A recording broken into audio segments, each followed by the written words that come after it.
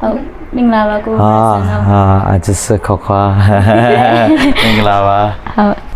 အခုလိုမျိုးပေါ့နော်ကချင်အဆိုပိုင်းခန့်မှာအရင်ကိုအောင်မြင်ကြိုးစားတဲ့အကိုနဲ့တွေ့ရတဲ့အတွက်အရင်ဝမ်းသာပါတယ်ဟုတ်ကဲ့ပါကျွန်တော်လည်းဝမ်းသာပါတယ်အကိုကငယ်ငယ်လေးကတည်းကတချင်အရင်ဆိုလာတယ်လို့သိရတယ်အကိုဘယ်တချင်ကနေတချင်ဘယ်တပုတ်ကနေစပြီးတော့လူသိများလာတယ်ဟုတ်ကဲ့ကျွန်တော်ကငယ်တော့ကတည်းကနေငယ်ကတည်းကနေပေါ့နော်အမှန်ကတော့ကျွန်တော် professional ကို73နှစ်ကတည်းကနေချင်းစားဆိုရဲပေါ့စားဆိုရဲဒါပေမဲ့တချင်ခွေစားလုပ်တာကတော့ကျွန်တော်2004ကနေစားလုပ်တယ်ဆိုတော့ဒီနေ့ဆိုလို့ရှိရင်15နှစ်ထဲမှာရောက်ခဲ့ပြီပေါ့နော်ဆိုတော့တချင်နေထဲမှာကျွန်တော်ရင်တော့အတန်ရေးဆက်ပြီးတော့ wallet တာပေါ့နော်တရေးဆရာ wallet တာရေးဆက်ပြီးတော့ကျွန်တော်တို့တွေအလုတ်လာလုတ်ဆိုထားတဲ့ Youth Cycle ဆိုတဲ့ cover song လေးပေါ့အဲ့ဒါကိုကျွန်တော်တို့ဖျားချောင်း Sampio ကျွန်တော်မိုင်းချောင်းမှာရှိတဲ့ Sampio ဖျားချောင်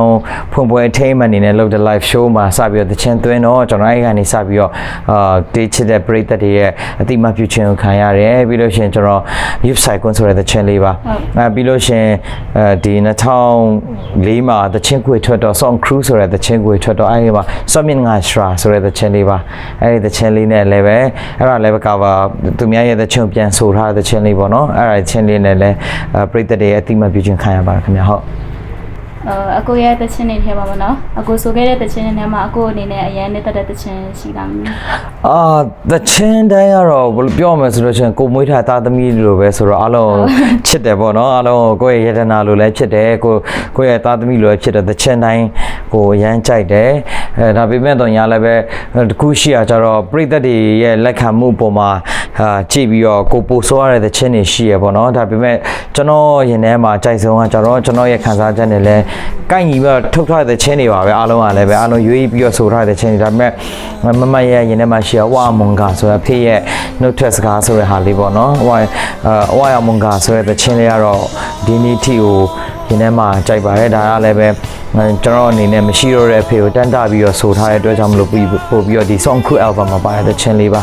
ဆိုတော့တချင်းပိုအကြိုက်ဆုံးလဲဆိုတော့မဟုတ်ဘူးနော်ပိုမမရရှိရပါတချင်းတိုင်းကတော့ခွေတိုင်းမှာကျတော့ကျွန်တော်အနေနဲ့မှတ်တရအနေနဲ့ရှိတဲ့တချင်းတွေကတော့အများကြီးရှိရဲအဲ့ဒါမှဝါမွန်ကဆိုတဲ့တချင်းတွေကတော့ပိုပြီးအမှတ်ရဆုံးပါဟုတ်အကိုကပါလာရေးလှုပ်ရှားမှုတွေပြီးတော့လူငယ်ကဏ္ဍတွေမှာတော်တော်များများအကူအညီပေးတယ်လို့ကြားရတယ်သိရတယ်ပေါ့နော်အကူကဘယ်ကဏ္ဍတွေမှာပဲအပိုင်းတွေမှာအကူအညီပေးရတယ်ပထမဆုံးဖျားရဲ့ကျေးဇူးတော်ချီးမွမ်းပါတယ်ဘာကြောင့်လဲဆိုတော့ဒီအတန်ကလည်းပဲဖျားပေးလို့ရတာပေါ့နော်ဒီအတန်ရတာထက်ကိုဆိုခွင့်ဆိုတဲ့အခွင့်အရေးကိုလည်းဖျားပေးလို့ရတဲ့အတွက်ကြောင့်မလို့ဖျားကိုကျေးဇူးတော်ချီးမွမ်းရင်းနဲ့ဒီဖျားရဲ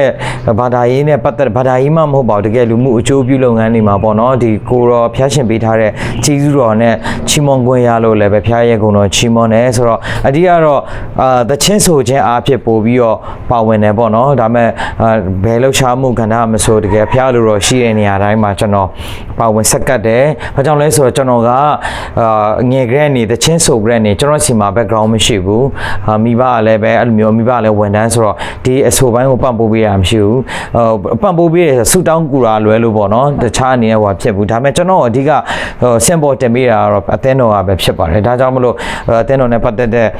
အရာမှန်တွေများတွေမှာလှုပ်ရှားမှုတကယ်ကိုလည်းတကယ်လိုအပ်တဲ့နေရာတွေမှာပေါ့နော်ကိုရန်လည်းစက်ကတ်ခွင့်ရတဲ့နေရာတိုင်းမှာတကယ်ကိုကြီးစိုးချီးမွမ်းပါဝင်စက်ကတ်ခြင်းပဲဖြစ်ပါတယ်ဟုတ်အကူရဲ့အနုပညာပိုင်းနဲ့ပတ်သက်ပြီးတော့နောက်ထပ်ရှင်းဆက်ပါတယ်လို့ကိုအစီအစဉ်ရှိပြီလဲရှင်ဖျားရလို့ရရှိတဲ့အတိုင်းမှာအခုချိန်ထိကတော့တချင်းဆိုခွင့်ရလို့ဖျားရကုန်တော့ချီးမွမ်းတယ်နော်ဂရိတ်ဆန်မှာချီကျူးရစကောနိုင်ပြီးလို့ရှိရင်ကျွန်တော်အခုပါလဲဆိုတော့အခုမှဒီတချင်းဆိုတာမဟုတ်ဘဲနဲ့ကျွန်တော်ရဲ့အသက်အရွယ်အရာကျွန်တော်ရဲ့အတွေ့အကြုံအရာဖျားပြီးတဲ့အခွင့်အရေးတွေကကျွန်တော် entertainment တစ်ခုလည်းလုပ်ထားတယ် entertainment ဆိုပြီးတော့ကျွန်တော်တို့တွေအဲ့ကနေပြီးတော့လူငယ်တွေကိုမြေတောင်မြောက်ပြီးတဲ့အစီအစဉ်တွေ program တွေလုပ်တယ် scholar ပေးတဲ့ဟာတွေလုပ်တယ်ပြီးလို့ရှိရင်အခုချိန်မှာကျွန်တော်ကပါလဲဆိုတော့လာမယ့်အချိန်မှာတချင်းကတော့အခွင့်ပေးတဲ့အခါလောက်တော့ဆိုနေတယ်ပေါ့နော်တချင်းတွေဖျားကျေးဇူးတော်တက်အားဖြင့်ကျွန်တော်စင်ပေါ်မှာခုချိန်ထိရက်နေခွင့်ရှိတယ်ပြီးလို့ရှိရင်အချိန်ပြည့်ဖျားရဲ့ကျေးဇူးတော်ချီးမွမ်းခွင့်ရှိနေသေးလို့လည်းကျေးဇူးတော်ချီးမွမ်းတယ်ဆိုတော့အခုလာမယ့်အချိန်မှာလည်းပဲကျွန်တော်တချင်းတွေအများကြီးလုပ်ဖို့ရှိပါသေးတယ်ဒါပေမဲ့ဒါကလည်းဖျားခွင့်ပြီးမှပဲထုတ်ခွင့်ရမယ်ဖြန့်ချီခွင့်ရမယ်အောင်မြင်ခွင့်ရမယ်ဆိုတာယုံကြည်ထားတဲ့အတွက်ကြောင့်မလို့ခုကတော့ဘာဖြစ်လဲဆိုတော့ရရှိထားတဲ့အချိန်လေးထဲမှာကျွန်တော်လုပ်လို့ရတဲ့အခွင့်အရေးနဲ့ပေါ့နော်ကျေးဇူးတော်နဲ့ကျွန်တော်တချင်းတွေလုပ်နေတယ်လာမယ့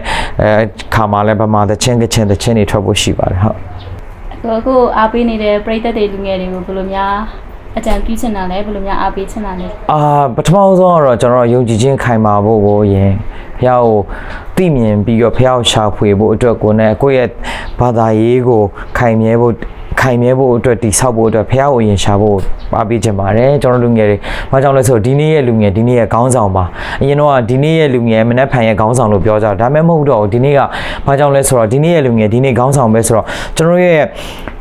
တော်လာနေတဲ့လှုပ်ရှားနေတဲ့ပတ်ဝန်းကျင်အတိုင်းအဝိုင်းမှာကျွန်တော်တန်ဖိုးရှိတဲ့လူငယ်တယောက်ဖြစ်ဖို့အင်မတန်မှအရေးကြီးပါတယ်ဆိုတော့တန်ဖိုးရှိတဲ့လူငယ်တယောက်ဖြစ်ဖို့တော့ဘာကြောင့်လဲဆိုတော့ဖះရင်သိဖို့လိုပါတယ်ယုံကြည်ခြင်းခိုင်မာဖို့လိုပါတယ်နောက်ပြီးလို့ရှိရင်ကျွန်တော်တို့ဘာကိုဝါသနာပါလဲဆိုတော့ကိုယ့်ကိုဆန်းစစ်တတ်ဖို့လည်းအရေးကြီးပဲဒါလည်းဖះစီမှာဖြေရှားမှပဲရမယ်ဆိုတော့အဲ့ဝါသနာပါတဲ့ဟာကိုဇွဲလုံးလောက်ရိယနဲ့အတူပေါ့နော်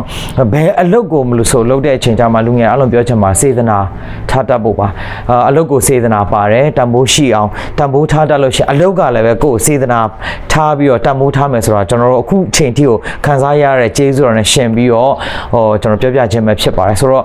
အချိန်တွေဖြုံးဖို့မဖြုံးပါနဲ့ကျွန်တော်အခုချိန်မှာ game တွေလည်းအများကြီးပေါ်လာတယ်နောက်ပြီးဖုန်းတွေကလည်းအများကြီးပေါ်လာကျွန်တော်တို့လည်းသုံးနေပါတယ်ဒါပေမဲ့တော့ညာလည်းပဲဒီ social media တွေသုံးတဲ့အချိန်မှာကိုယ့်အတွက်ဘယ်လောက်အထိအကျိုးရှိမလဲဆိုတဲ့ဟာကိုကျွန်တော်တို့ကိုယ်တိုင်တောင်မှလက်ခံကျင့်သုံးဖို့တော်တော်ခက်ပါတယ်เนาะခါကြားလို့ရှင်ဆူတောင်းမဲ့အချိန်မှာတော့ဖုန်းကိုနဲ့မကွာတန်ရှင်တို့ဝိညာဉ်တော်နဲ့သခင်ယေရှုကကိုနဲ့မကွာရှိလားမရှိလားတော့မသိဘူးဖုန်းကတော့ကိုနဲ့မကွာရဲ့အမြဲရှိတယ်10မိနစ်တောင်ကိုမျက်စိအောက်ကအပြောက်ခံလို့မရအောင်ဆိုတဲ့ဟာကိုကျွန်တော်ဒီချိန်မှာဆန်းစစ်ဖို့လိုပါတယ်လူငယ်တွေတော်တော်များများကျွန်တော်အချိန်တွေမဖြုံးပါနဲ့ဘာကြောင့်လဲဆိုတော့ဒီနေ့ရဲ့လူငယ်ဒီနေ့ရဲ့ခေါင်းဆောင်ပဲဖြစ်ပါတယ်ဆိုတော့အဲ့လိုဖြစ်ဖို့အရာကလည်းပဲဖခင်သခင်နဲ့အတူတောင်းမှာပဲဖြစ်ပါတယ်ကျွန်တော်တို့သခင်ယေရှုနဲ့အတူကျွန်တော်တို့ဖခင်သခင်ကိုအရင်ရှာပြီးတော့ကျွန်တော်တို့တွေ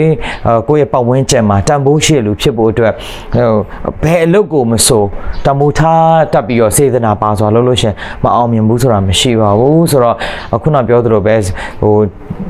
ကိုဘာဖြစ်ချင်တယ်လဲဆိုတော့အရင်ရှာပါပေါ့နော်ဖះနဲ့အတူအဖြေရှာပါပြီးလို့ရှင်ဇွဲလုံးလာဝရိယထားပြီးတော့အလုပ်တွေကိုကိုရတဲ့အလုပ်တွေကိုတန်ဖိုးထားစွာနဲ့စေတနာရှိစွာလုပ်ပါဆိုတော့ရှင်ဒီနေ့ကျွန်တော်တို့ခေါင်းဆောင်မဖြစ်ဘူးလို့ဘယ်သူမှပြောလို့မရပါဘူးဖះတကယ်လို့လို့ရှိလို့ရှင်ကျွန်တော်တို့ဒီနေ့ကလူငယ်ဒီနေ့ခေါင်းဆောင်ပဲဖြစ်ပါတယ်ဟုတ်အခုနောက်ဆုံးတစ်ခုအနေနဲ့ပေါ့နော်AVA Veritas Lease Service ကိုအနေနဲ့ဘယ်လိုအကြံပြုချင်တာလဲရှင်ကျွန်တော်တို့အခုလိုမျိုးဒီ social media အနေနဲ့ပေါ့နော်နောက်ပြီးတော့ဝေးလံခေါင်တည်တဲ့နေရာမှာရောက်ရှိနေကြတဲ့သူတွေအတွက်ကိုတကယ်ကိုဖျားရဲ့ကျေးဇူးတော်တက်နဲ့အတူပေါ့နော်ဒီကျွန်တော်အသံကိုကြားခွင့်ပြုတယ်ရုပ်အန်တွေဗီဒီယိုတွေကိုမြင်ခွင့်ရတဲ့ဘို့အတွက်ကိုစီစဉ်ပေးတဲ့ကျွန်တော်ရဲ့ဒီ service ကိုဖျားရှင်ကောင်းကြီးပေးပါစေပို့ပြီးရလဲအောင်မြင်တဲ့အရာမှန်သမျှဖြစ်လာအောင်ဘို့အတွက်လဲဖျားကျေးဇူးကိုခံစားရပါစေလို့ဆုတောင်းပေးပါရယ်ပို့ကျွန်တော်တို့တော့အကြံဉာဏ်ပေးတယ်ဆိုတာချက်ကိုဒီလိုမျိုး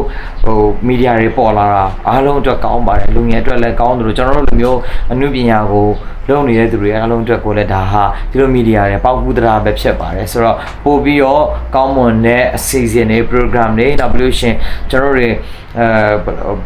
ဘလို့တူတာရတပေါ့နော်အနုရတဒါမကတကယ်ကိုဝိညာဉ်ပိုင်းဆိုင်ရာတွေကိုတကယ်ကိုလှုပ်ဆော်ပေးနိုင်တဲ့ချစ်ချင်းမြတ်တာတွေမျှဝေပေးနိုင်တဲ့Radio Veritas ကိုဖြစ်ပါစေလို့လည်းဆုတောင်းပေးပါရယ်ပို့ပြီးတော့အောင်မြင်ပါစေလို့ဆုတောင်းပေးပါရယ်ခင်ဗျာပြီးတဲ့ဆုနဲ့ပြပါစေကိုကျေးဇူးတင်ပါတယ်အပြည့်ရှောင်းပါ